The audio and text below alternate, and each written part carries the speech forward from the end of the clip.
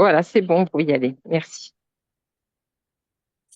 Shalom, shalom. Le sujet, on va parler de Shavuot, mais on va parler de Shavuot et de façon un peu originale. Essayer de comprendre toutes sortes de choses qui sont peut-être pas officielles. Et bref, j'en dis pas plus. Et on va voir comme ça, on va découvrir ensemble un aspect de Shavuot comme ça, peut-être pas très connu. Mais j'ai peut-être commencé par une histoire. Une histoire qui est une histoire ilchatique en réalité. Une histoire dans laquelle on apprend beaucoup de halakha, mais quelque chose d'extraordinaire, où on découvre le roi HaKodesh du Rebbe et la Chochma, quelque chose de spécial. C'était en Tafshin Kaf Aleph en 1961, et la grioute de l'année en question, c'était que Shavuot était Motzei Shabbat. Donc Shabbat c'était Hei Besivan, et Shavuot c'était donc dimanche, et en route ça reste dimanche et lundi. Et le Rav Yoel Kahn, vous connaissez tous évidemment le Rav Yoel Kahn. Le Rav Yoel Kahn, c'est le Choser du Rebbe. C'est celui qui, après Shabbat, a répété tout ce que le Rebbe avait dit dans la Hidvadut. C'est grâce à lui qu'on a fait Hidvaduyot. Talmid Chacham Moufla pour à sa table. Donc c'était Shabbat. Shabbat Hei Besivan, la veille de Shavuot.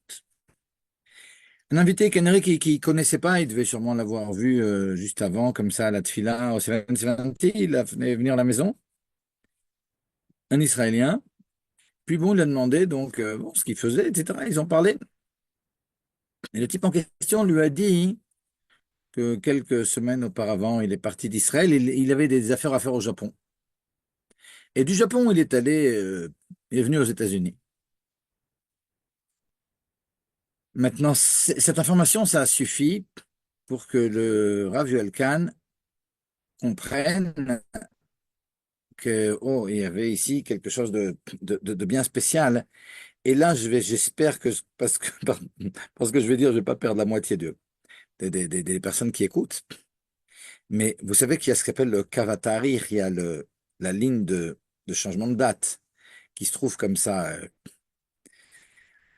à l'ouest des États-Unis. Ouais. Et quand on passe cette ligne, alors on change de date et on est à la même heure, mais un jour après. Finalement, chaque jour, bien, il y a bien un premier endroit où il commence sur la planète. Eh ben, il commence comme ça à cette ligne, et puis après, bon, ben, on va comme ça vers l'ouest. Et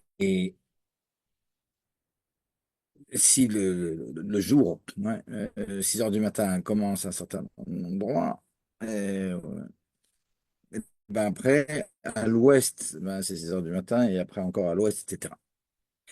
Maintenant, lorsque l'on passe cette ligne-là, alors on comprend que quelqu'un qui passe la ligne de changement de date d'ouest en est, ben, il se retrouve un jour en arrière. Ouais. Il se retrouve avec ceux qui vont recevoir la nouvelle journée dans laquelle il était uniquement dans 24 heures. OK.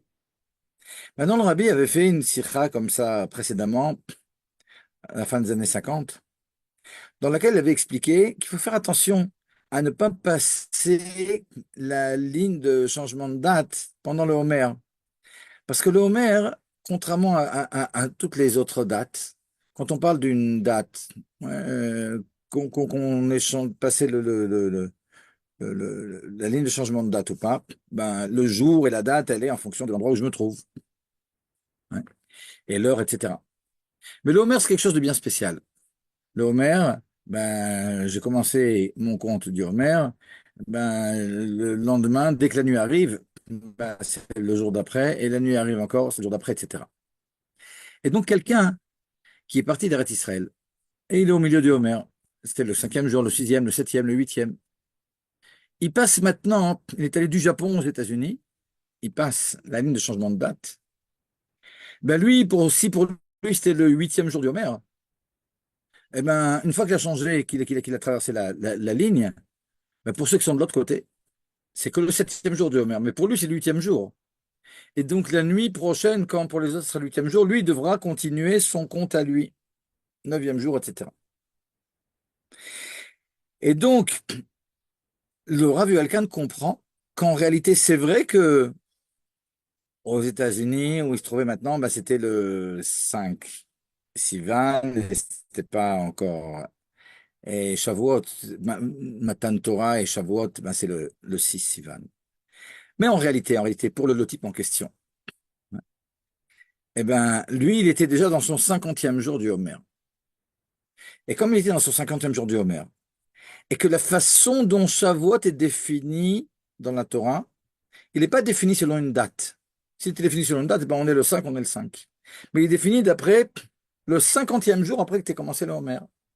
Par conséquent, pour lui, ça avait beau être aujourd'hui, maintenant, le Shabbat 5 Iyar, lui, il était déjà à son 50e jour. Et donc, pour lui, bah, c'était Shavuot. Parce que Shavuot, tel qu'il est décrit dans la Torah, contrairement à toutes les fêtes, quand la Torah nous parle de Rosh Hashanah, c'est le premier Tishrei. Elle nous parle de Kippour, c'est le 10 Tishrei. Elle nous parle de Sukkot, c'est le 15 Tishrei. Elle nous parle de Pessah, c'est le 15 Nissan. Mais lorsqu'elle nous parle de Shavuot, elle ne nous donne pas de date, elle nous dit c'est le 50e jour du Homer.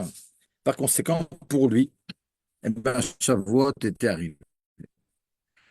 Et donc, on était au milieu de la Souda, et le Rav Yoel Khan dit à l'invité en question, tu sais, pour toi, vu que tu as traversé le ligne de changement de date, et comme ça, d'ouest en est, pour toi, c'est le 50e jour. Et d'après une sira que le Rabbi avait dite il y a quelques années, ben, j'arrive à la conclusion que pour toi, c'est Shavuot. Donc, il faut que tu refasses Arvit, et il faut que tu refasses le Kiddush. Et dans le Kiddush, que tu dises que c'est Shabbat, mais que c'est aussi Shavuot. Et pour toi, Shavuot, c'est aujourd'hui. Tov, ok, le type comprend, il fait donc ce que lui dit le Rav Yoel Khan. Maintenant, le Rav Yoel Khan lui dit, mais regarde, quand même, je vais en avoir le cœur net. Alors là, maintenant, bon, ben, c'est quand même un Rav important, le Rav Yoel Khan. Mais il voulait quand même que le Rebbe affirme exactement cette chose-là. Et donc, il lui dit, regarde, demain matin aussi, tu feras la tefila malgré le fait que c'est Shabbat, veille de Shavuot. Pour toi, c'est Shavuot. Donc, demain matin, toi, tu feras la tefila de Shabbat et Shavuot. Et après la tefila, ben, tu te mettras sur la voie du Rebbe. Et tu diras, Rebbe, je viens du Japon. Et tu verras la réaction du Rebbe. La tefila a fini, Moussaf de Shabbat ont fini. Et il y a des personnes qui se mettent sur la voie du Rebbe. Le Rebbe, comme ça, il les regarde. Good Shabbos, good Shabbos, good Shabbos. Le type en question, il lui dit, Rebbe, je viens du Japon. Le Rebbe, il le regarde, il dit, good Shabbos, good Yom Tov. Donc le Rebbe, tout de suite, il a fait le calcul. Et ben pour le type en question, c'est le 50e jour de Homer, donc c'est Shavuot pour lui, il lui dit good Yom Tov. Donc c'est le seul finalement pour qui c'est aussi Shavuot maintenant. Il y a quelque chose qu'il faut comprendre, qui est important aussi. C'est que si je vous dis qu'est-ce que c'est que Shavuot, ben, on aurait tendance à dire ben, Shavuot, ben, c'est Matan Torah. Ouais. J'aimerais comme ça peut-être vous entendre parce que si je vous dis ouais, qu'est-ce que c'est que Shavuot, c'est vrai qu'on a tendance à dire que Shavuot c'est Matan Torah, nachon. Mais en réalité, Shavuot et Matan Torah sont deux choses différentes. Et ça, c'est extra court, mais sans ça, on ne peut pas comprendre l'histoire. Si on regarde Shavuot tel qu'il est rapporté comme ça dans la Torah, vous savez que nulle part dans la Torah, il y a marqué que Shavuot, c'était Matan Torah, c'était le jour du don de la Torah. Ouais, c'est pas écrit nulle part dans la Torah. Et difficilement, c'est écrit Birlal chez nos sages. Alors, qu'est-ce que c'est que Shavuot? Shavuot, dans Parashat Mishpatim, ça s'appelle Chag HaKatsir. C'est la fête où on commence à faucher le nouveau blé. Ça s'appelle Yom HaBikurim. C'est la fête où on va apporter les prémices des 7 fruits d'Israël. Alors, ça apporté comme ça dans le Mishnah, dans le Rambam. On apportait comme ça un panier dans lequel on mettait d'abord l'orge et sur l'orge, on mettait le blé. Et sur le blé, on mettait les olives. Sur les olives, on mettait les dattes. Sur les dattes, on mettait les grenades. Sur les grenades, donc on apportait ça. Ouais. Troisième chose, Shavuot. Ben, Shavuot, c'est la fête de la fin des 7 semaines depuis le début du Homer. Mais il n'y a pas marqué que c'est Matan Torah. Ça s'appelle Chag HaKatsir, dans Parashat Mishpatim. Ça s'appelle Chag HaBikurim, dans Parashat Pinchas. Ça s'appelle Chag HaShavuot, dans Parashat Kitissa. C'est des fêtes qui sont agricoles. Hein. C'est quoi ces 7 semaines? 7 semaines après qu'on ait coupé pour la première fois Le Homer, c'est-à-dire l'orge. Donc, c'est le jour. On commence à couper le blé. C'est le jour où on apporte les prémices au Beth Amikdash. C'est 7 semaines après qu'on ait commencé à couper l'orge. Donc, c'est une fête complètement agricole. Alors, c'est vrai que chez les Chachamim, ça s'appelle aussi Atzeret. Atzeret dans la Torah, c'est Shmini Atzeret. Ça n'a rien à voir, c'est la fin de Sukkot. Mais les Chachamim, ils appellent aussi Shavuot Atzeret parce que c'est une espèce de fin. C'est la fin de quoi? d'un de Pessah, comme si entre Pessah et Shavuot, c'était un grand Chol HaMoed. Et Atzeret, ce qui veut dire la fin, donc c'est Shavuot. Mais nulle part, c'est marqué que c'est Matan Torah. Et plus que ça. Est-ce que vous savez que Matan Torah, c'était pas à Shavuot? Ouais. Je vais vous démontrer. Et c'est pas moi qui le dis, c'est le Magen Avraham, c'est l'Admon Zaken. Comment je sais que Matan Torah, c'était pas à Shavuot? Alors, c'est très intéressant. Les Bnei Israël, c'est marqué dans la Gemara, ils sont sortis d'Égypte un jeudi. Or, le don de la Torah, c'était un Shabbat. Regardez. S'ils sont sortis d'Égypte un jeudi, le premier jour du Homer, donc c'est le lendemain, c'est le 16, donc c'était un vendredi. Et donc, si je rajoute 49 jours pour arriver au 50e jour, Shavuot, si le premier jour du Homer c'était un vendredi, Shavuot, qui est le 50e jour, 49 jours après, c'est aussi un vendredi. Donc, Shavuot est défini comme 50e jour après le début du Homer. C'était un vendredi. Or, le don de la Torah, c'était Shabbat, c'était le lendemain. Donc en réalité, on a deux entités. Pour nous, c'est la même chose. Alors on a du mal avec ce que je suis en train de vous raconter maintenant. Ouais. Parce que 2 minutes, si vous demandez à n'importe qui, c'est quoi Shavuot? Ben, c'est le jour du don de la Torah. C'est vrai, c'est sympathique, mais c'est pas vraiment écrit. Dans la Torah, c'est écrit. Lors du don de la Torah, le don de la Torah, c'était pas à Shavuot, c'était le lendemain. Ouais. Au point où le Rav Menachem Azaria de Pano, il a tout un développement là-dessus. Il dit oui, oui, Akadosh Baruch Hu, il a voulu donner la Torah le deuxième jour, c'est-à-dire le lendemain de Shavuot, en allusion au fait que bon, c'est quand même en Chutz La'aretz qui donne la Torah. C'est pas en Eretz Kedan encore. Et en Chutz La'aretz, des générations après, ils feront Yom Tov Sheni Shel Galuyot. Donc, Akadosh Baruch Hu, il a voulu comme ça faire une allusion à ce Yom Tov Sheni Shel Galuyot que les Rachamim apporteront. Bon, c'est une belle tâche. Ça, c'est ce que vous voulez. Mais en tout cas, on voit bien que le don de la Torah, en réalité, il n'a pas eu lieu à Shavuot, il a eu lieu le lendemain de Shavuot. Ok. Et comment on définit alors le don de la Torah et comment on définit Shavuot? La définition de Shavuot, comme on a dit, c'est le 50e jour, parce que le premier, c'est le deuxième jour de Pessah. C'est comme ça que c'est défini dans la Torah. Et c'est une fête agricole, etc. Le don de la Torah, c'était le 6 Sivan. Alors, il se trouve qu'aujourd'hui, le 50e jour après le deuxième jour de Pessah, et le 6 Sivan, ça coïncide toujours. Donc, pour nous, ben, Matan Torah et Shavuot, ça va ensemble. Mais ça n'a pas toujours été comme ça. Parce que lorsque on n'avait pas un 29 jours en Iyar, où c'était des témoins qui venaient au Beth Amikdash et ont décidé combien de jours finalement avaient les mois selon si les témoins avaient vu la nouvelle lune ou pas. Il pouvait se passer que Nissan est 30 jours et Iyar 29, comme c'est chez nous maintenant, ou le contraire. Et donc, le 50e jour, depuis le deuxième jour de Pessah, c'était effectivement le 6. Et Sivan et donc Shavuot et Matan Torah tombaient ensemble. Mais il pouvait se faire aussi que Nissan et Iyar avaient les deux 30 jours. Et par conséquent, ben, on ratait un jour, on prenait du retard. Le 50e jour, ouais, Shavuot, c'était le He Be'Iyar, le He Besivan. Il était possible aussi que les deux soient manquants. On est deux mois de 29 jours, et Nissan et Iyar. Et donc, le jour de Shavuot, c'était Zain Besivan. Or, le don de la Torah, c'était Vav. Et donc, nous dit le Admor Zaken et le Magen Avraham, lorsque l'on va fixer les Matan Torah, ils ne coïncident pas nécessairement. Alors, si Shavuot, il tombe le Vav Sivan, alors on dira c'est Zman Matan Torah Tenu. Mais on ne dit pas ça, si c'est le He ou le Zain.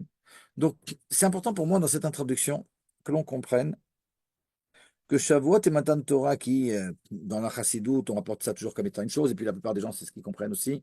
Et c'est vrai qu'aujourd'hui, on a un calendrier qui est fermé complètement. Alors, le 50e jour depuis le Homer, ça tombe le Vav, et donc Shavuot et Matan Torah, c'est ensemble. Mais dans la Torah, ça marche pas comme ça. Dans la Torah, Shavuot, c'est une fête agricole.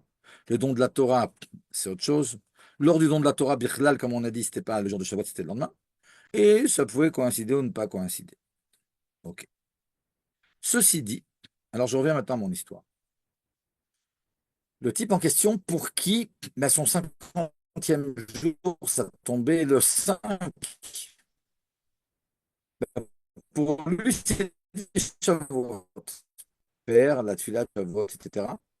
Le don de la Torah, ça reste le 6 Sivan. C'est pas un yan de 50e jour. C'est un yan de date. C'est uniquement pour Shavuot qu'on parle du 50e jour. Et donc, ce type se met sur la voie du Rebbe et il dit, Rebbe, je viens du Japon. Le Rebbe lui dit, non seulement Goutu Shabbos, comme il dit à tout le monde, mais Goutu Yom Tov. Le Rabbi lui précise bien, comme lui avait dit le Rabbi Elkan, qu'effectivement, pour lui, alors maintenant, c'est Shavuot, c'est Yom Tov. Le Rabbi fait quelques pas, il revient et il lui dit une bonne réception de la Torah. Et là, le Rabbi Elkan, qui était à côté, alors là, il comprend plus. Pourquoi le Rabbi lui dit de bien recevoir la Torah? Le don de la Torah, c'est pour tout le monde, c'est demain, c'est le Vav, c'est pas le 50e jour. Shavuot, c'est le 50e jour. Pour lui, c'est Shavuot, aujourd'hui, c'est Yom Tov, tout ce que vous voulez, mais le don de la Torah, c'est d'après la date, c'est pas d'après le 50e jour. Donc, c'était pas aujourd'hui. Et là, ça, il n'a pas compris. Tov. Donc, le type, il a fait cette fila toute la journée de Shabbat et Shavuot. Motzei Shabbat, on demande au Rav Yoel Khan d'aller dans le bureau du Rabbi.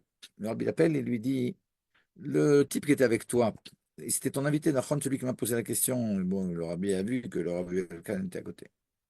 Il lui dit oui. Le Rabbi lui dit, surtout, dis-lui, donc on était maintenant la nuit de Shavuot chez le Rabbi, Motzei Shabbat en question. Mais pour le type, ça y est, Shavuot est fini. Shavuot, c'était le 5, pour lui, spécialement. Et maintenant, on arrive, Motzei Shabbat, c'est fini. Alors que eux, ils ont 2 jours devant eux de Shavuot. Lui, il a déjà fini Shavuot, imaginez. Et le rabbi lui dit, bon, bah, tu lui diras bien qu'il fasse la Havdalah ce soir, ouais. Et demain, qu'il mette les tefilines. Imaginez, on commence Shavuot en Chutzlaret. Et donc, c'est ce que lui dit le rabbi. Et le rabbi Yoel Khan lui dit, de mettre les tefilines avec bracha. Le rabbi dit, bah, bien sûr. Bah, pour lui, c'est pas Shavuot. Une tefilin avec bracha, bien sûr. Top. Mais pourquoi est-ce que le rabbi lui avait dit, bon, bonne réception de la Torah, ça n'a rien à voir.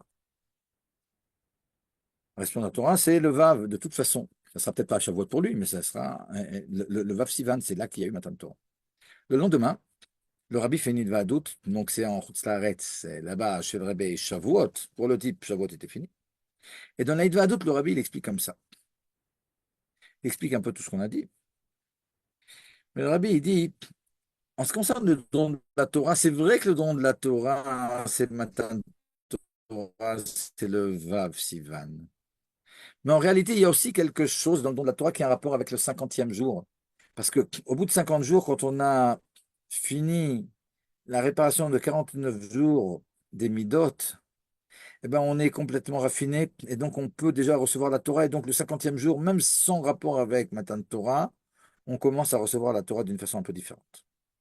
Et donc le Rabbi Elkan a compris pourquoi le Rabbi avait dit à ce type-là, reçois bien la Torah. Parce que même si ce n'était pas encore Matan Torah pour lui, il y a quand même un Inyan dans le 50e jour par rapport à la réception de la Torah. Tof. Ça, c'est l'histoire qui est une histoire vraiment extraordinaire, à quel point le Rabbi, le type lui a uniquement dit, je viens du Japon. Le Rabbi, tout de suite, il a fait le truc, le Inyan, il comprend que pour lui, c'est bien spécial et il saute pas de jour du maire, donc il a un jour d'avance pour tout le monde, donc c'est un jour pour lui, c'est Shavuot, etc.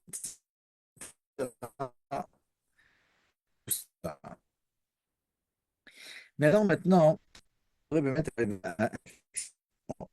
un grand. On a toujours l'impression que On n'entend pas Shavuot, bien. c'est et maintenant, qu'est-ce que je vous dis? Non, non, Shavuot, c'est pas une histoire de Torah. Ok, aujourd'hui, quand même, mais c'est pas nécessaire. Et plus, Madame Ben Shimon, Madame Ben Shimon, on m'entend ou pas? Bonsoir Rav. Le problème, c'est que ça coupe. La voix, elle part et elle revient. Je crois qu'il y a un problème de Ok, alors réseau. C'est regardez, pour je vais ça. essayer. faire ça autrement.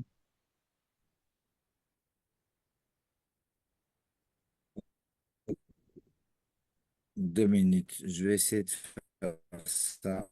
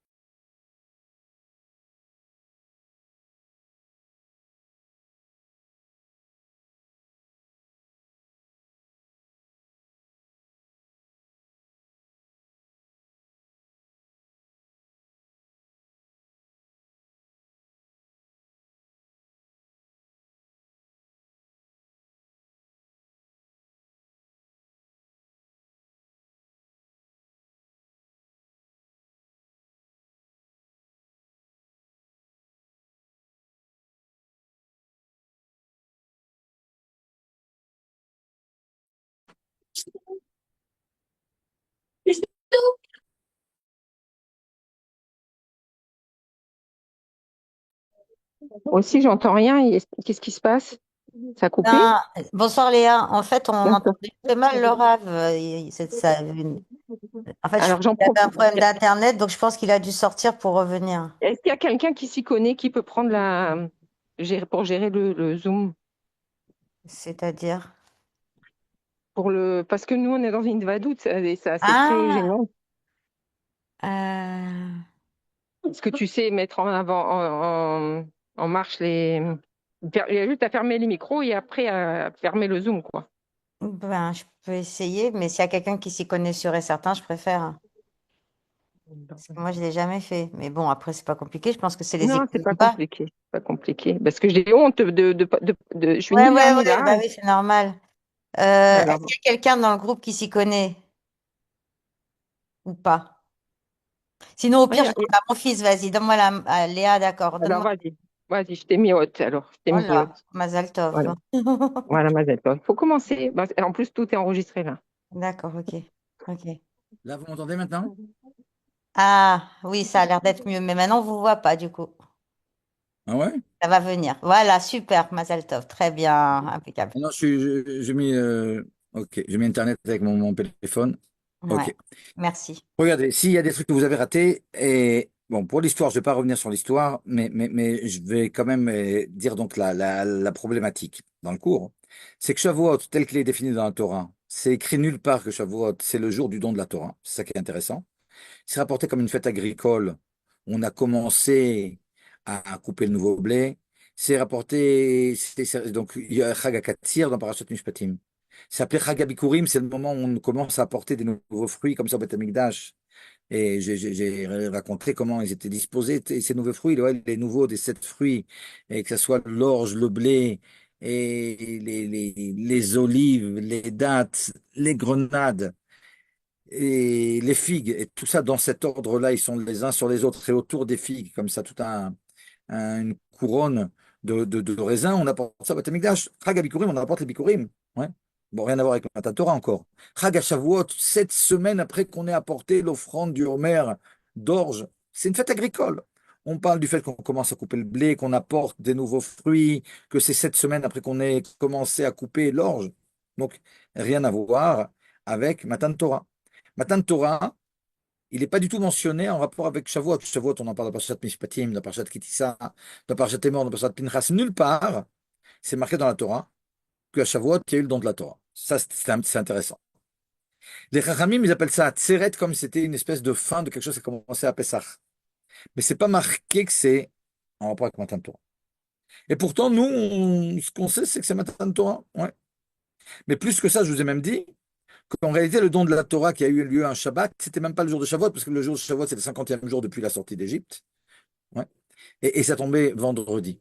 Donc même l'année du don de la Torah, Shavuot et Matan Torah, ils ne coïncidaient pas.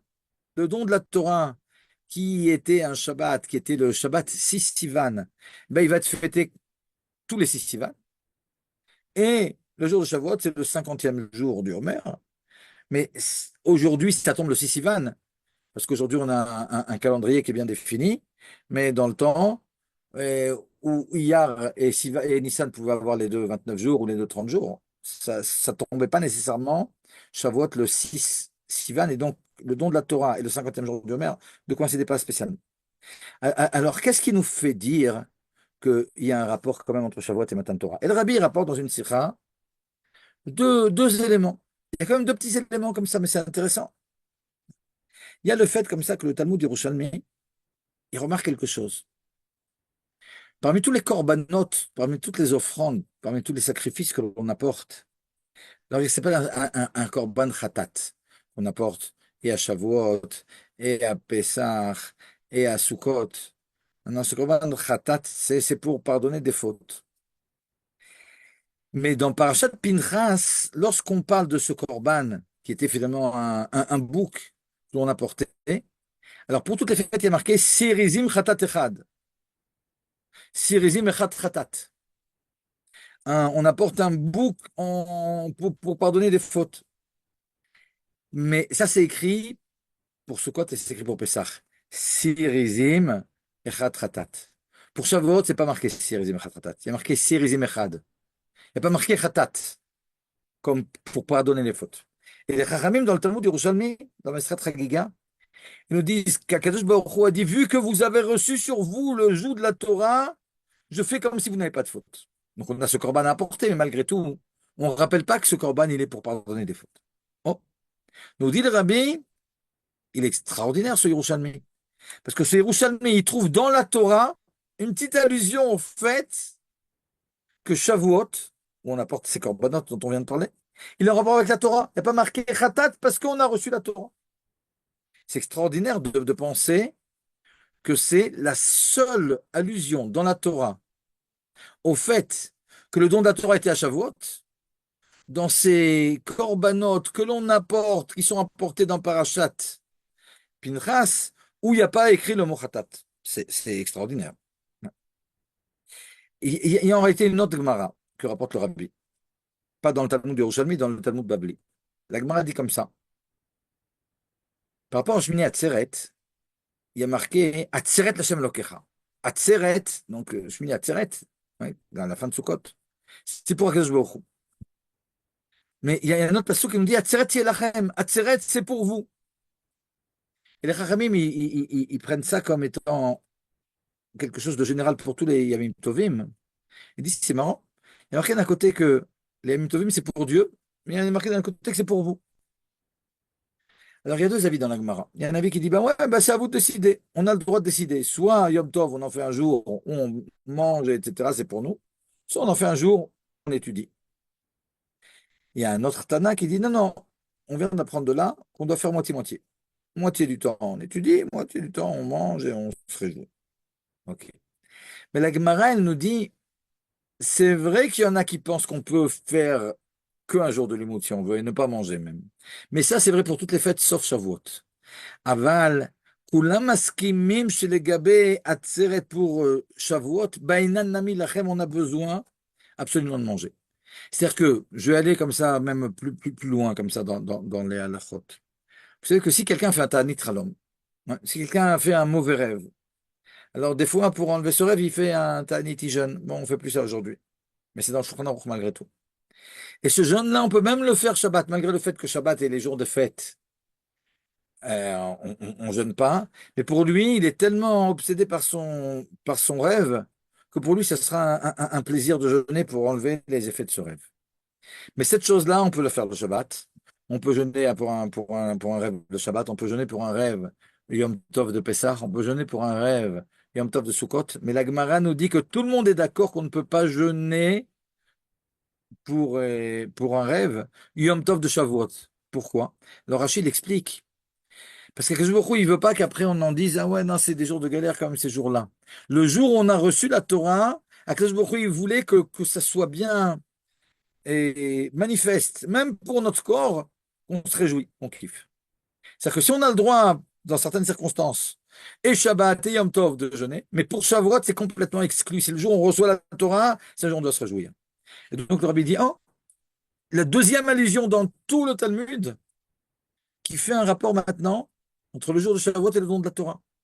Le fait qu'à Shavuot, on n'ait pas le droit de jeûner parce que c'est en rapport avec le don de la Torah. Alors c'est intéressant. C'est intéressant, et puis c'est un truc que je voudrais qu'on comprenne aussi. Ouais. Comment se fait-il, c'est la première question que je me pose. Dans la Sira du Rabbi, il n'y a pas cette question, mais on va essayer de répondre. Comment se fait-il que la chose la plus basique pour nous, que Shavuot, si vous demandez à n'importe qui, qu'est-ce que c'est que Shavuot, tout le monde vous dira Matan Torah. Dans la Torah, c'est vraiment la chose la plus complexe que Shavuot, ça a rapport avec Matan Torah. Shavuot, c'est une fête de, on a dit, on a coupé le blé 7 semaines après qu'on ait coupé l'orge, le jour où on apporte les prémices au Beth Amikdash, la fin d'un cycle qui a commencé à Pessah. Le fait que c'est Matan Torah, c'est écrit nulle part, mais il y a deux allusions quand même chez les sages. Une où quand même, elle est basée même sur un pasouk, parce qu'il y a un peu marqué Khatate. Ouais, c'est fort quand même. Bon. Deuxième chose, nous dit le Rabbi, qui a lieu à Shavuot, en dehors de Matan Torah, et encore pour Matan Torah, il a fallu qu'on se fatigue pour voir le rapport entre Matan Torah et Shavuot, c'est la disparition de David Ameler. David Ameler, il est marqué dans le Talmud d'Yerushalmi, il est décédé le jour de Shavuot. Mais même là, on doit se casser la tête. Pourquoi? Parce que dans le Talmud de Babel, il est marqué qu'il est décédé un Shabbat. Or, Shavuot, ça tombe jamais Shabbat. Alors comment c'est possible qu'il soit décédé Shavuot et qu'il soit décédé Shabbat? Là aussi, encore une embûche. Bon, la réponse, elle est que c'est aujourd'hui que Shavuot, ça tombe jamais Shabbat. Hein. Parce que Pessah, ça tombe jamais Badou, ni lundi, ni mercredi, ni vendredi. Et Shavuot, c'est décalé d'un jour. Hein. Donc ça ne pourra pas ni mardi, ni jeudi, ni Shabbat. OK. Mais au temps de David Ameller, où il y avait le Beit Din, on fixait les Rosh Chodesh d'après les dîmes, pas d'après toutes ces règles comme ça du calendrier. Donc ça pouvait tomber n'importe quel jour, pouvait tomber n'importe quel jour. Donc Shavuot, il pouvait tomber les Shabbats. Ok, donc on a compris. David Ameller, il est décédé Shavuot, c'était un Shabbat et c'est pas un problème. Ok, c'est le deuxième élément. Donc, je voudrais trois éléments comme ça, qu'on voit trois éléments et qu'on voit le rapport entre eux parce que c'est quelque chose d'extraordinaire. Premier élément, Shavuot, c'est le don de la Torah, même si on a vu que s'il fallait bien se fatiguer pour voir le rapport entre les deux. Deuxième élément, à Shavuot a disparu David Ameller. Troisième élément, on sait et on a une massorette comme ça du Rabbi Rayat et de génération en génération, que le Baal Shem Tov, il est décédé le jour de Shavuot aussi. Et le Rabbi, il dit, lorsque j'ai trois éléments qui ont lieu le même jour, c'est qu'il y a un rapport entre les trois. Et donc, quel rapport il y a entre le don de la Torah, la disparition de David Ameller et la disparition du Baal Shem Tov? Et le Rabbi dit la chose suivante, quelque chose d'extraordinaire, qui nous fait comprendre vraiment toute la nekuda de ce que c'est que Shavuot. Le Rabbi dit, ok, qu'est-ce que c'est que Shavuot? Qu'est-ce que c'est que Matan Torah? Matan Torah, hein, c'est le moment où Akadosh Baruch Hu, il enlève maintenant les séparations. On sait que le deuxième jour de la création, Akadosh Baruch Hu, il a fait une séparation entre les eaux d'en haut et les eaux d'en bas. C'est un peu comme la loi de 1904 ou 1901, je ne sais plus quand, de séparation de l'Église et de l'État. Et Akadosh Baruch Hu, il a dit, OK, la Rouhaniout, la spiritualité, elle reste en haut, le monde matériel, il est en bas, et ça marche comme ça. Et le monde d'en bas ne montera pas en haut, le monde d'en haut ne descendra pas en bas. Il y a cette séparation. Cette séparation, nous dit le Midrash, elle a eu lieu jusqu'à Matan Torah. Est arrivé le moment de Matan Torah, qu'est-ce que dit maintenant? Tartonim yalou l'elionim, ve'elionim yerdu la tartonim. Le monde d'en bas pourra monter en haut, le monde d'en haut descendre en bas. Et je fais le premier pas. Et il y a marqué Ve'ered Hashem al Sinaï, que il descend sur le mont Sinaï. Ouais. Et qu'est-ce que c'est que le monde d'en bas qui monte en haut, le monde d'en haut qui descend en bas? Jusqu'à un matin de Torah, ben, les Avot, ok, ils étaient proches de Kadosh Baruch Hu, mais ils ne pouvaient pas sanctifier la matière. À partir de matin de Torah, Kadosh Baruch Hu, maintenant, il descend sur le mont Sinaï et on peut l'atteindre. Kadosh Baruch Hu qui était infini, vers lequel on pouvait avoir uniquement ouais, des, des, des, des, des envies de se rapprocher, mais on ne pouvait pas l'atteindre. Même les Abraham, Isaac et Yaakov, ils avaient un mouvement comme ça, de bas en haut, mais Akadosh Baruch Hu n'étant pas descendu sur le mont Sinaï, on ne pouvait pas l'atteindre. À partir du moment où Kadosh Baruch Hu a donné la Torah, il s'est mis dans la Torah, on peut maintenant se lier à Kadosh Baruch Hu. Et on peut sanctifier le monde. Mais il y a deux mouvements. Il y a le mouvement où Kadosh Baruch Hu, il fait son pas à lui. Mais ce qui est important, ça, c'est les mondes d'en haut qui descendent en bas. Kadosh Baruch Hu qui nous donne la possibilité de sanctifier le bas. Mais le principal, en réalité, c'est que le monde d'en bas monte en haut, c'est-à-dire que l'on se travaille.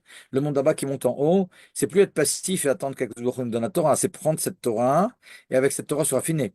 C'est pour ça, nous explique le Rabbi ailleurs, que juste après Parashat Yitro, où on a des trucs en haï et des kolot ou brakim, etc., et des choses extraordinaires, et on voit la Gdusha, on a Parashat Mishpatim, où c'est que des lois comme ça par rapport au vol, par rapport aux esclaves, par rapport. Parce que je nous dit, ça y est, c'est à vous de jouer maintenant. Ça y est, on est maintenant en bas, et je veux que vous vous raffiniez dans toutes dans toutes les règles qui gèrent le monde matériel et que cette matérialité, ben, vous la fassiez monter. Ben, le rabbi dit, en réalité, ça commence juste après Matan Torah. Donc, à Matan Torah, Kadosh Baruch Hu, il descend, il nous donne la Torah. Mais ce qui est important dans Matan Torah, c'est pas tellement ça, comme le fait que, à partir de maintenant, nous, on peut se raffiner, on peut maintenant commencer à jouer. On n'est plus passif. Ok. Mais nous dit le rabbi, en réalité, ça, c'est quelque chose qui est de longue haleine. Et on arrive à une espèce de plénitude là-dedans uniquement lors de la disparition de David Ameller. Avant d'expliquer pourquoi, il faut comprendre.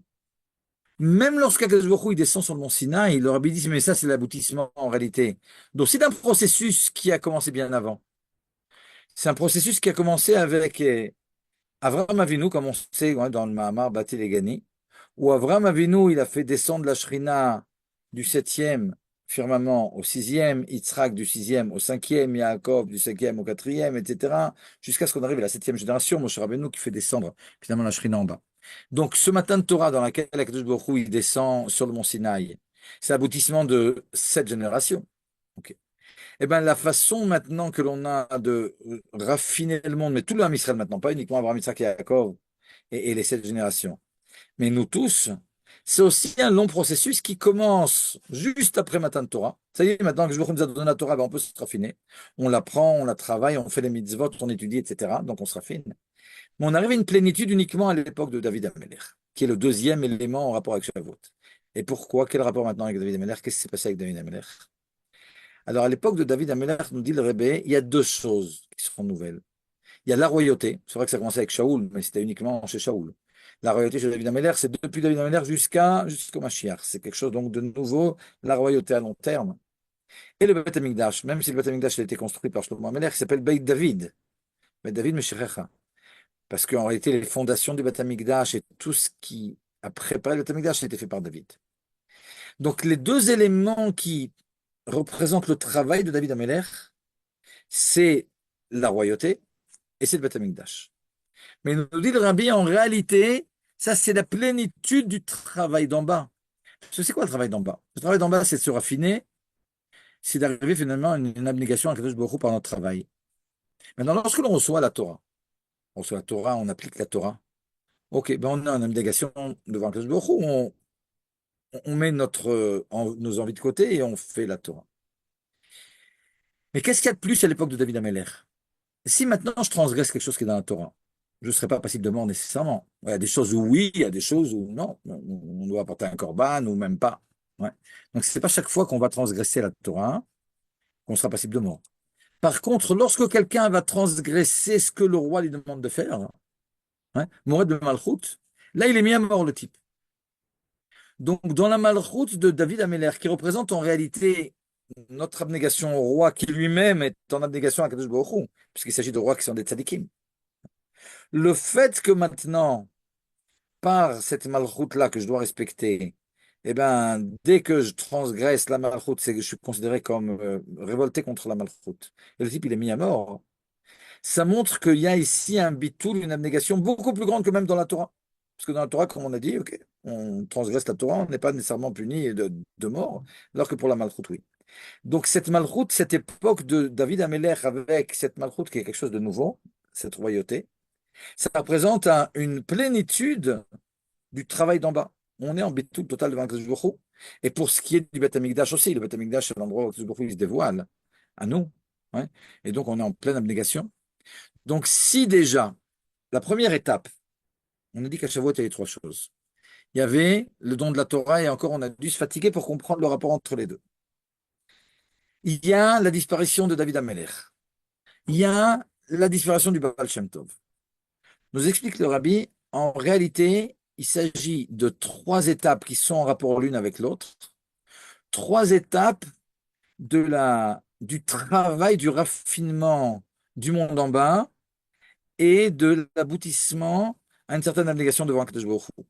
Qui commence, comme on a dit, avec le don de la Torah, où une fois que Akadosh Baruch Hu l'a donné, ben, c'est à nous de jouer, on commence à se travailler et à se raffiner.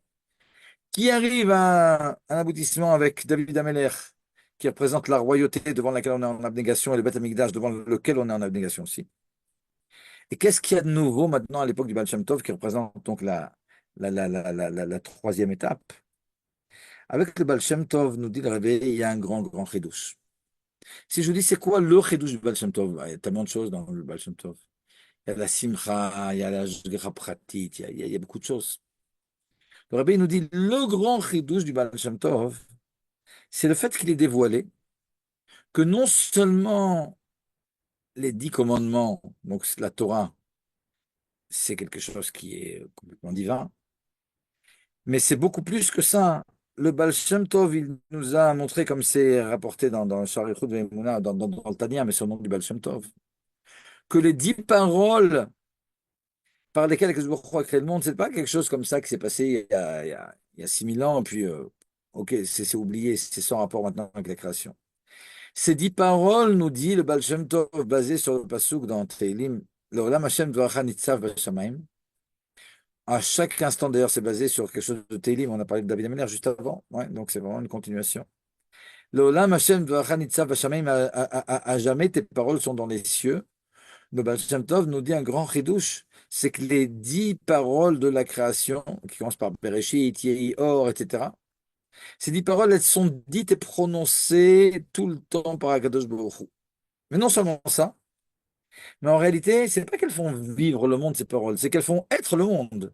C'est que si je pouvais décortiquer comme ça l'écran ici, et la lampe et le plafond et tout ce qui m'entoure, en réalité, je ne verrais profondément que ces paroles-là de la création.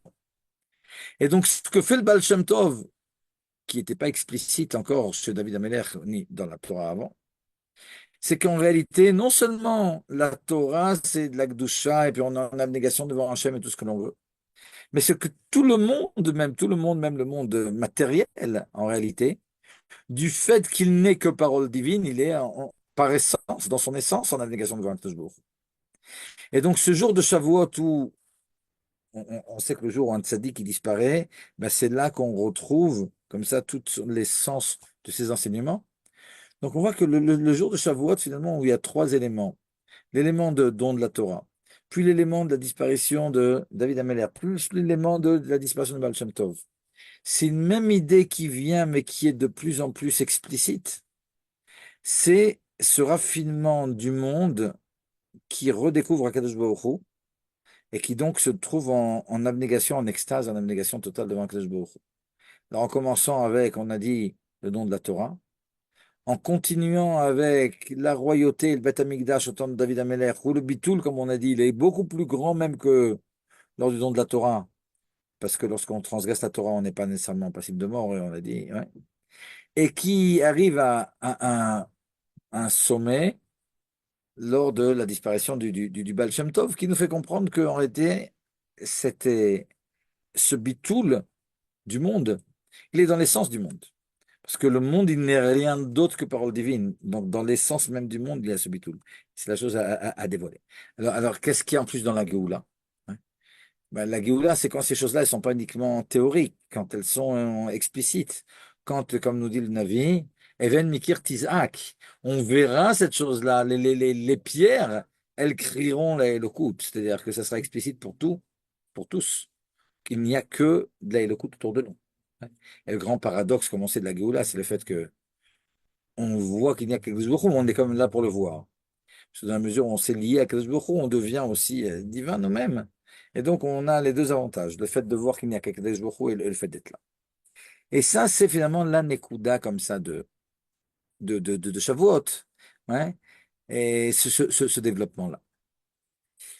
Et là, je voudrais rajouter comme ça, ce que je vous ai dit comme ça, c'est basé sur une Sikha du Rabbi, mais je voudrais rajouter comme ça un point qui est important.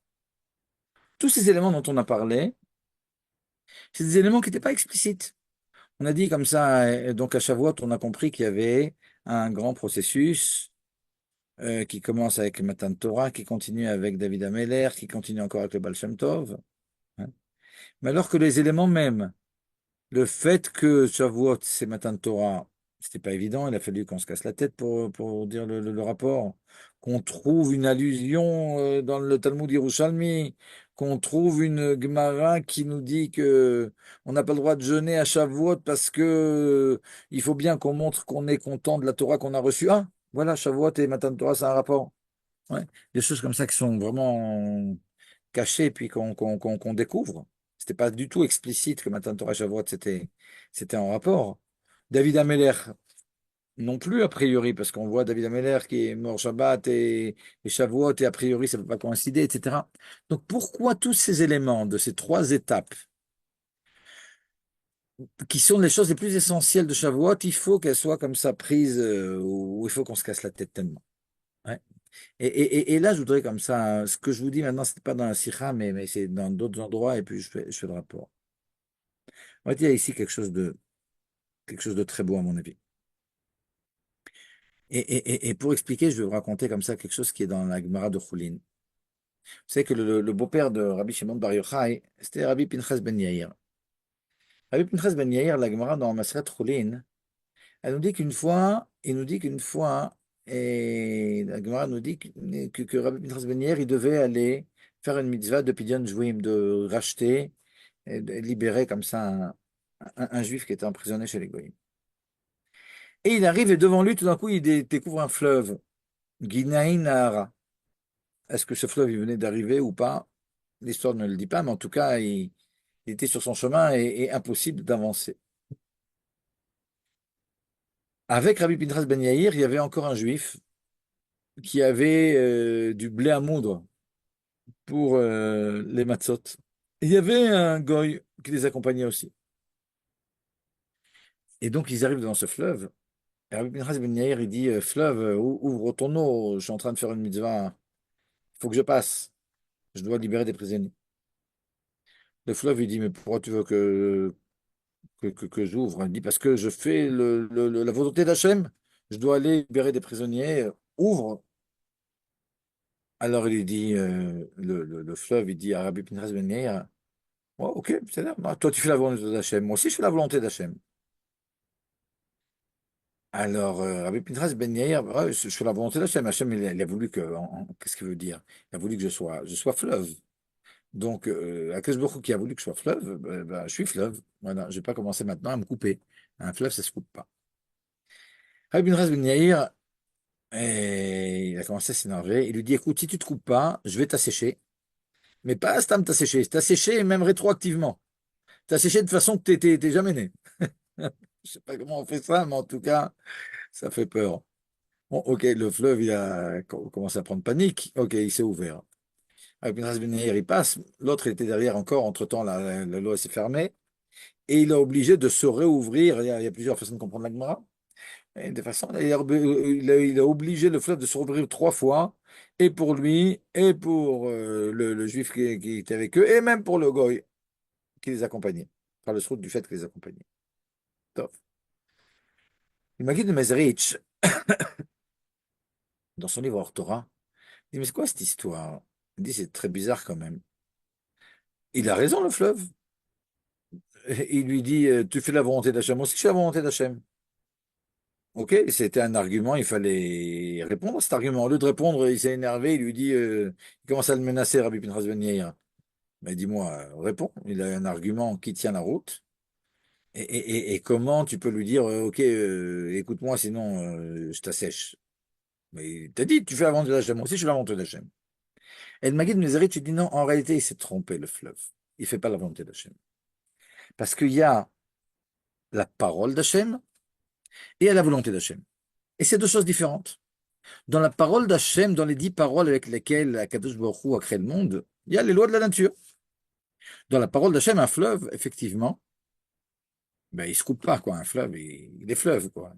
C'est pas un jeu, quoi. Il est fleuve et il se met pas comme ça, comme lors de Kriyat Souf. OK? Donc, en réalité, ce que fait le fleuve, c'est pas la volonté d'Hachem, c'est la parole d'Hachem. C'est ce que nous explique le Maggid de Mesrich. C'est quoi la volonté d'Hachem? Alors, il dit, pour comprendre la volonté d'Hachem, c'est un peu comme un père. Sauf qu'on a un père qui est Talmid Racham. Et il dit, il a une Torah à son fils, il lui explique quelque chose. Et le fils qui est intelligent et tout, qui est Talmid Racham, et il dit, non, mais papa, c'est pas comme ça, parce que comme ci et comme ça, et il lui fait tout un pile-poule, et il repousse ce qu'a dit son père, et il dit une autre idée. Nous dit le Maguide de Mezerich, en réalité, le père, il est extrêmement content, évidemment, si c'est pas un idiot. Il est extrêmement content de voir la chorma de son fils qui réussit à repousser ce qu'il a dit, et c'est sa plus grande volonté, que son fils soit encore plus intelligent que lui, et, et, et- et qu'il utilise, et quand bien même il a quoi répondre, ouais, ben, il est très content que son fils, comme ça, ben, il ait pris le dessus ici. Il dit, mais c'est la même chose avec Akadosh Baruch Hu. Akadosh Baruch Hu, il a donné le doigt de la nature. Mais il a donné aussi la possibilité aux tzadikim qui veulent faire son ratson de complètement mettre de côté ces lois de la nature. Et comme on sait, tzadik gozer v'akadosh baruch hu mekayem. Le tzadik, hein, eh ben lui, il va fixer quelque chose à Kadosh Baruch Hu. Il fait en question, il fait en fonction. Et c'est ça finalement le différent qu'il y avait entre le fleuve et Rabbi Pinchas Ben Yair. Le fleuve, il dit, 2 minutes, tu fais la volonté d'Hachem, tu veux aller libérer des prisonniers. Moi aussi, je fais la volonté d'Hachem, je suis fleuve. En réalité, sans qu'il lui ait dit, ce que dit le Maguide de Mezerich, c'est que la réponse de Rabbi Pinchas Ben Yair dit pas du tout, tu fais pas la volonté d'Hachem. La volonté d'Hachem, c'est que viennent des Juifs qui veulent faire une mitzvah et qui décident que les choses sont autrement parce qu'il n'y a pas de possibilité de ne pas faire cette mitzvah. La parole d'Hachem, c'est que tu es fleuve. Mais la volonté d'Hachem, elle est beaucoup plus grande. La volonté d'Hachem, c'est que pour pouvoir faire une mitzvah, eh ben, je puisse changer la nature. Et là, il y a toute une Torah comme ça qui est rapportée dans Yom Yom, qui dit qu'on voit bien que même celui qui faisait une mitzvah, mais qui était avec Rabbi Pinchas Ben Yair, et même le goy qui les accompagnait, du fait qu'ils font une mitzvah, mais en plus qu'ils sont attachés au tzaddik, ils ont cette possibilité de transcender la nature. C'est-à-dire qu'on n'est pas rien ne nous empêche de faire ce qu'on doit faire. En aucun cas, dans la Vodat Hashem, il y a des obstacles, il ne faut pas avoir peur du monde, etc. Et ça, c'est une longue Torah comme ça qui est reprise par Tzemar Tzedek et que le Rabbi développe, que lorsqu'on fait la volonté d'Hachem, on doit aller en avant, etc. et pas avoir peur du monde. Et Akadosh Baruch Hu, il a prévu ça déjà depuis la création du monde, que non seulement la mer Rouge, lorsqu'est passé le Ham Israël, eh ben, elle s'est ouverte devant Narshon Ben Aminadav et devant le Ham Israël, mais que toute la création, finalement, elle s'ouvre devant un juif qui veut faire la volonté d'Hachem. Ok. Pourquoi je vous raconte tout ça? D'abord parce qu'en soi, déjà, c'est quelque chose qui est important. Mais ici, dans la mesure où ce qu'on veut mettre en avant dans le Inyan de Matan Torah, et qu'on retrouve après chez David Ameller et chez Baal Shem Tov. C'est pas tellement le côté Matan Torah d'Akadosh Baruch Hu qui descend sur le mont Sinaï, ça c'est la première étape, c'est Elyonim Yerdou la Tartonim, le monde d'en haut qui descend en bas. Mais c'est surtout ce qu'on fait de ça, c'est le fait que le monde d'en bas il monte en haut, et ça c'est notre travail à nous. Eh ben, quelque part, il fallait même que cet élément que Shavuot, c'est Matan Torah, même ça, c'est quelque chose qui vient par nous, qui ne nous est pas imposé dans la Torah. C'est-à-dire que la Torah ne vient pas afficher le fait que Shavuot, c'est Matan Torah. Elle nous présente Shavuot comme étant une fête agricole où on coupe le blé, on va commencer à couper le blé, ou on a commencé à couper le blé juste avant. On apporte comme ça les bikurim, etc., et toutes ces choses-là. Et elle a voulu que nous-mêmes, on se casse la tête et qu'on cherche, comme ont fait les Chachamim, qui ont trouvé que dans Parashat Pintras, il y avait une allusion à Matan Torah, etc. Parce que la Torah dont on est en train de parler, c'est la Torah qui nous raffine, c'est la Torah où nous, on se bouge, et pas où on est passif et les choses, elles viennent d'en haut. Et donc, même ces éléments-là, que Matan Torah, que Shavuot, c'est Matan Torah, que David Ameller, et il est mort à Tseret et toutes ces choses-là. Même ça, il fallait que ça soit des choses qui soient traitées par nous. Ouais, comme on le voit dans la Torah, comme ça, avec Rabbi Pinchas Ben Yair, où ce qui est important, c'est ce que font les tzadikim en bas, les Bnei Israël, et pas ce qu'Akadosh Baruch Hu nous impose. Ce qu'Akadosh Baruch Hu, il veut de nous, c'est qu'on aille de l'avant. Pas qu'on soit passif, mais qu'on soit actif, qu'on dirige, qu'on soit pas spectateur, qu'on soit acteur. C'est Ha'inyan. Et comme ça, c'est Begadol peut-être comme ça, en 5 minutes. Et on va atterrir un petit peu avec quelques halachot qu'on risque d'oublier comme ça pour Shavuot et qu'il est important de savoir. Vous savez que il y a le fait que le rabbi il tienne absolument qu'on se souhaite avant Shavuot, Kabbalat Torah, Besimcha Bepnimiut. Donc d'abord, je le souhaite. Il y a le fait que le rabbi il a fait un miftza. Il a fait un miftza que l'on amène un maximum d'enfants à la Beth Knesset. Ce mifta Agav, il est différent des autres miftaim. Dans les autres miftaim, on va vers les gens à l'extérieur. On va dans les parcs pour sonner du chauffard, pour apporter le loula, on va chez les gens pour les Narot Shabbat, pour Narot Hanouka, etc. Ici, le Inyan, c'est d'amener les gens à la Beth Knesset. On ne va pas faire dans les parcs et Kriyat Torah. Non, on ne peut pas comme ça faire dehors. Alors, il est possible qu'on fasse une Beth Knesset plus grande parce qu'il n'y a pas assez de place. Ok. Mais le Inyan, c'est d'amener les gens à la Beth Knesset. Il y a un Inyan aussi, encore plus que pour les autres fêtes, de tzorchei chag, d'aider comme ça les gens qui sont dans le besoin. Alors c'est vrai dans tous les chagim, mais là, n'oubliez pas qu'on a dit que tout le monde est d'accord que Atzeret Bainan Nami Lachem, que Atzeret, le jour de Shavuot, c'est une fête où Akadosh Baruch Hu, il veut absolument que l'on mange, que l'on n'ait pas l'impression que, ok, on prend la Torah et la Torah c'est austère, etc. Il faut qu'il y ait quelque chose qui nous montre bien qu'on est content, même au niveau du gouffre, même au niveau et de la gashmiut, de la matière, qu'on est Excusez-moi, content de la fête. Pardon? excusez-moi, Rav Silam. Puis j'ai juste une petite question. Est-ce que c'est pour cette raison qu'on nous oblige de manger de la viande à Shavuot, alors qu'on a souvent le désir de ne manger que halavi? Et c'est pas pour cette raison, si vous voulez, je vais parler de ça maintenant. Regardez.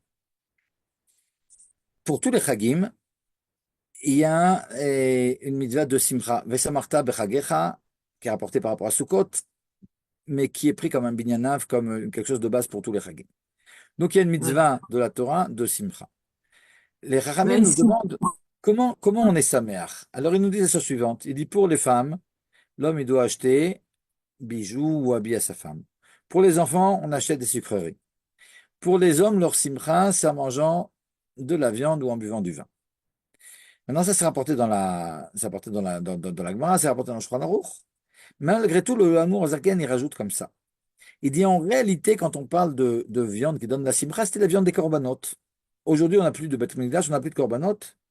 Donc, on n'a plus cette obligation, mais on a quand même cette mitzvah. C'est plus une chova, c'est une mitzvah.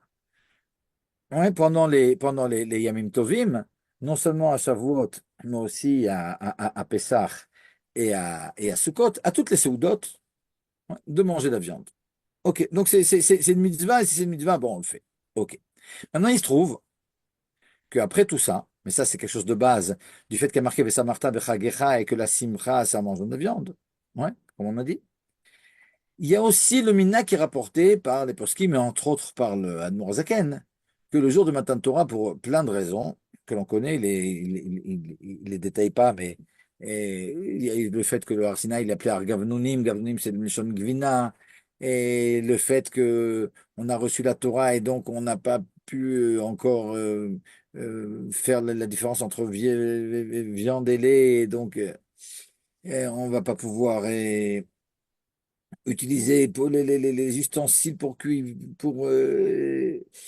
et pour cuire comme ça la viande, et donc il faut absolument qu'on mange du lait. Et donc c'est ce qu'Aviachol, ce qu'ils ont fait lors de Matan Torah.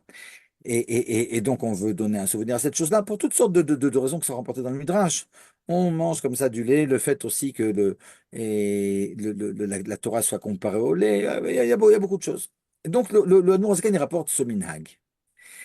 Maintenant, ce minhag de manger du lait, et on appelle manger comme ça dans la halakha et quelque chose qui est accompagné de pain. Sinon, c'est OK, c'est grignoter, mais manger réellement, c'est dans une Séouda. Et donc, on se trouve finalement dans une espèce d'impasse de pain ou en tout cas de Séouda avec maisonnotes. Et c'est le minimum. Donc, on se retrouve finalement dans une impasse. On se retrouve dans une impasse où, d'un côté, on a la mitzvah de Simcha qui nous oblige pas, mais qui nous dit qu'il y a une mitzvah de manger à toutes les Séoudotes. Et de la viande, en tout cas, les séoudotes qui sont obligatoires, c'est-à-dire celle du soir et une autre dans la journée. Mais on a aussi le mina que rapporte le Admor Zaken de manger du lait et manger du lait, en faire un shturam, c'est-à-dire manger du lait avec une séouda qui soit au moins mésonote et si on peut, motzi. Et donc, pour pouvoir finalement faire tout ça en même temps, pratiquement la seule solution, c'est quand on rentre de la bête Knesset, faire, si on veut une Séouda, ceux qui veulent, ils mangent juste du gâteau et c'est ceux qui aiment pas trop, ok, un peu de gâteau et on mange au moins un kazaït comme ça, de gâteau, fromage avec kidouche et une heure après ou 2 heures après ou 3 heures après, quand on veut, on fait une Séouda Bessarit. Mais en général, les gens aujourd'hui, ils aiment bien le halavi. Donc on peut faire une Séouda qui est complètement halavite. Ouais. Mais comme on a dit qu'il fallait qu'il y ait deux Soudas de Bessari, une la nuit, une dans la journée, ce ne sera pas à la place de la Souda Bessarite. Et donc, bon, c'est vrai, quand on a mangé des lasagnes et des machins et des tout, des tourtes et des machins, on n'a plus tellement faim, mais Baruch Hashem, c'est déjà l'été, donc la journée est longue. On revient donc d'Abet Knesset, il est disons 1 heure, ben, on fait cette Souda à vite, même si on fait jusqu'à 3 heures.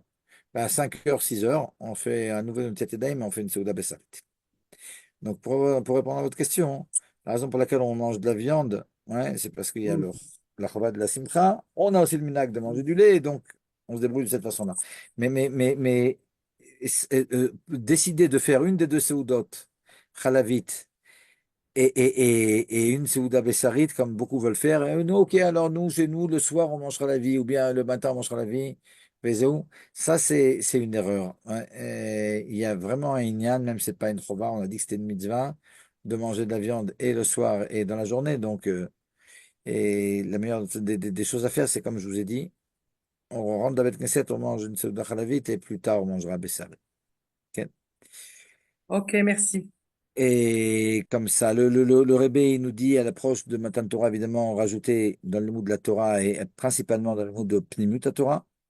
Faut oublier que du 1er au 12, on fait pas Tachanun. Donc là, maintenant, ce soir, Kriyat Shema Lamita, on fait pas Tachanun. Ouais, c'est fini Rosh Chodesh. Mais il y a 12 jours comme ça de Gdusha, les 3 premiers jours où on se rapprochait du mont, et il y avait la Hardout, et il y avait Akadosh Baruch Hu qui nous dit, Ve'atem tiuli mamlechet kohanim ve'goy kadosh. Et tous ces jours de préparation et Shavuot et ce qui s'appelle les Tashlumim de Shavuot, ceux qui n'avaient pas apporté les korbanot à Shavuot, ils avaient encore 6 jours pour apporter. Donc on a jusqu'au 12 finalement. Jusqu'au 12, il n'y a plus de Tachanun, Baruch Hashem. Et on rajoute dans la Vat Israël, parce que lorsqu'on est arrivé au mont Sinaï, le premier Sivan, on était Keish Echad, Belev Echad. Donc on doit refaire ça. On se coupe les cheveux. Se couper les cheveux, contrairement à certains chassidim qui font ça les 3 jours qui précèdent Shavuot, le rabbi, il veut que ce soit uniquement la veille de Shavuot. A priori, c'est la veille à partir du matin uniquement. C'est vrai qu'il y en a qui disent que c'est le soir, et c'est vrai que chez les Chabad, on peut se couper les cheveux la nuit, pas comme dit le Harizal, mais on a l'habitude, le rabbi se couper les cheveux la nuit, donc il n'y a pas de problème. Mais seulement, dans la mesure où une des raisons pour lesquelles on a, nous, l'habitude de ne pas écouter de musique jusqu'à après Shavuot, c'est parce qu'il y a un avis sur lequel les élèves de Rabbi Akiva, jusqu'à la veille de Shavuot, ils mouraient encore. Et les jours où ils ne sont pas morts, au milieu, c'est les jours où on ne fait pas Tachanun, les Shabbatot, etc. Et donc, la veille de Shavuot aussi, c'est un jour, ouais, de deuil. Mais seulement, comme dans la Veloute, vous savez, le 7e jour, Lo Alenu, de la Veloute, on dit Mitzat Hayom Kekulo, quelqu'un qui doit faire des Shiva, Lo Alenu, sur les parents, hein, ou sur un proche. Le 7e jour, pas au soir, mais au matin, il y a un petit peu du jour qui est passé, on dit ça y est, c'est comme si tout le jour était passé. Donc c'est pareil pour se couper les cheveux. D'après beaucoup de poskim chez Chabad, on ne peut pas se couper les cheveux de la veille, la nuit de la veille, c'est-à-dire pas jeudi soir cette année, et pas, pardon, pas mercredi soir, mais uniquement jeudi matin. Donc à partir de jeudi matin, on peut se couper les cheveux. La musique, on peut l'écouter uniquement que après Shavuot. malgré tout, il y a un éther. Le rabbi, les dernières années, il a donné beaucoup de possibilités de se marier, même des dates auquel précédemment le rabbi disait de ne pas se marier. Et donc, si quelqu'un a la possibilité ouais, de se marier, même les 3 jours qui précèdent Shavuot, c'est bon encore.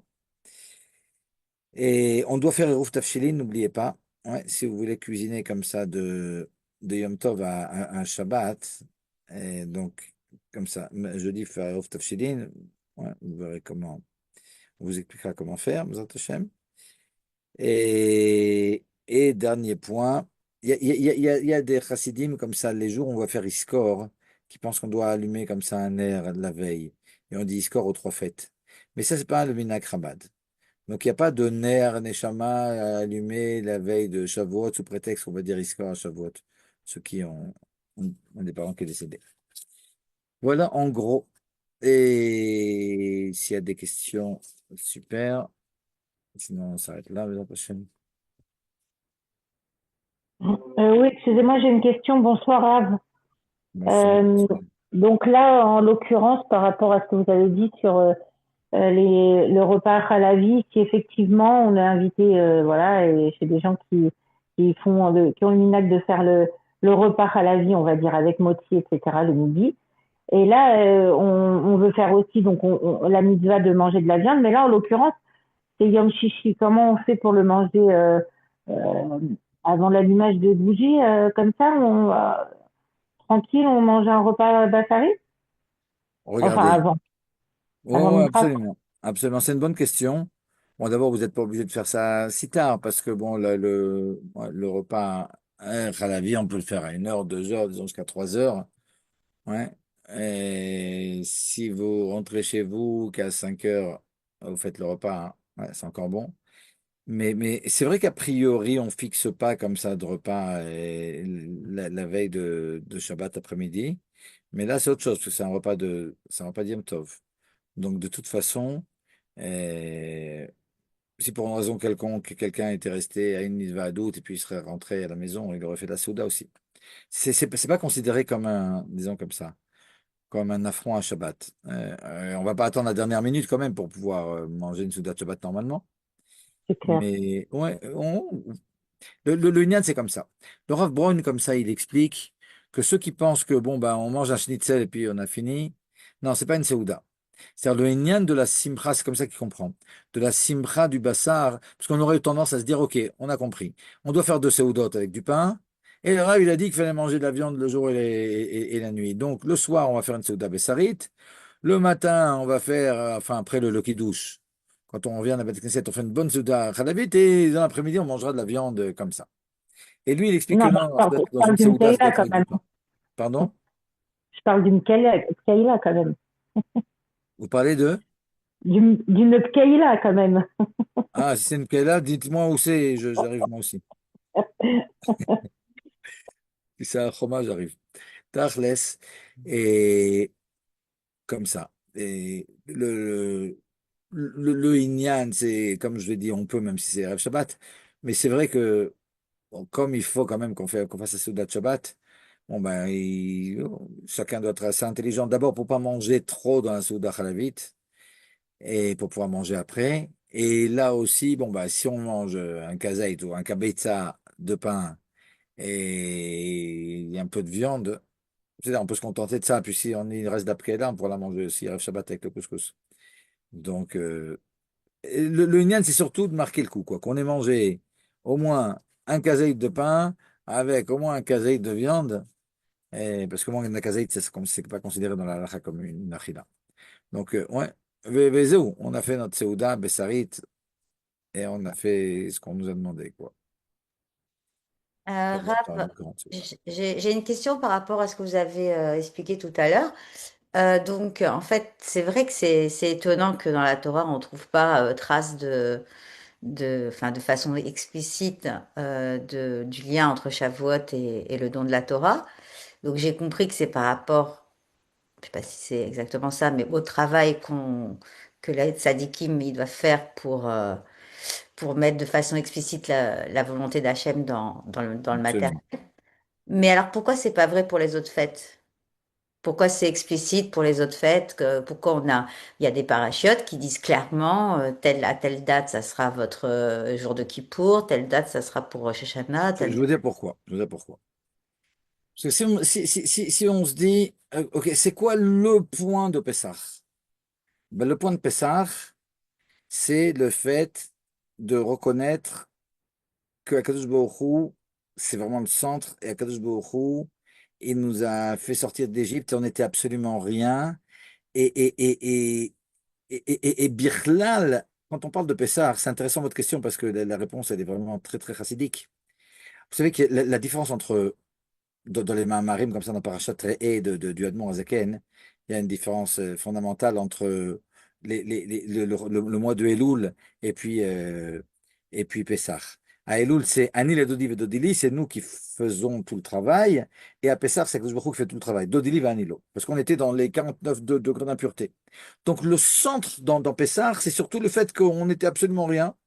On était dans la touma totale. Et c'est une reconnaissance que l'on va remettre comme ça en valeur avec le Seder de Pessah. Qu'Akadosh Baruch Hu, il a tout fait, il nous a fait sortir d'Égypte, etc. Après les 49 jours où on s'est raffiné, tout le point de Matan Torah, je ne dis pas que c'est le seul inyan dans le judaïsme, mais si je me pose la question, c'est quoi le inyan de Shavuot? Ouais.